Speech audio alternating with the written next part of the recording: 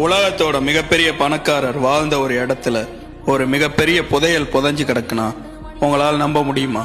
Nizam palace ஊட்டியில தான் இருக்கு.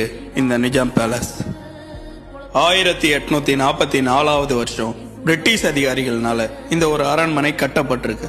கரெக்டா 19வது நூற்றாண்டோட முடிவுல உலகத்தோட மிகப்பெரிய பணக்காரரான ஹைதராபாத் நிஜாம்க்கு ஊட்டியோட காலநிலை ரொம்ப பிடிச்சிருக்கு.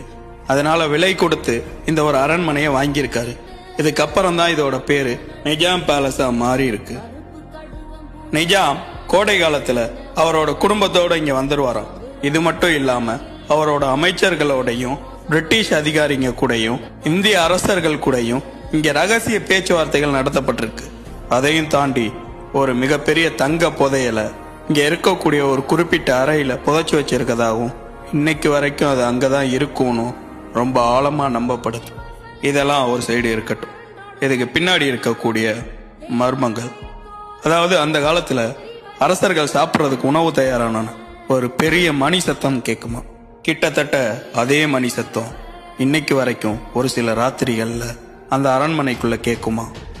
அதே மாதிரி ராத்திரியில கரண்ட் கட் ஆயிருச்சுன்னா இந்த அரண்மனைக்குள்ள அந்த காலத்து உருது மொழியில பேசிக்கக்கூடிய முணுங்கல் சத்தமும் கேட்குமா. இது எல்லாத்தையும் விட பெரிய ஹைலைட்டான விஷயம் என்னன்னா, அங்க அரண்மனையில இருக்கக்கூடிய ஒரு குறிப்பிட்ட ஜன்னல்ல ஒரு உருவம் ஒன்று நின்று வேடிக்கை பார்த்துக்கிட்டு இருக்குமா. அந்த உருவத்தை நிறைய பேர் பார்த்ததா சொல்லியிருக்காங்க. இப்ப வரைக்கும் அந்த கோட்டையை சுத்தி இரவு நேரத்துல பாதுகாக்கக்கூடிய காவலர்களுடைய பூட்ஸ் சத்தங்கள் கேட்கறதாவும் சொல்றாங்க. இந்த ஒரு பயங்கரமான இடத்துல யாருக்குமே தங்குறதுக்கு அனுமதி கிடையாது. ஏன்னா இந்தியா சுதந்திரம் அடைஞ்சதுக்கு அப்புறம் இந்த ஒரு இடத்த இந்திய அரசு தன்னோட கட்டுப்பாட்டில் எடுத்துக்கிச்சு.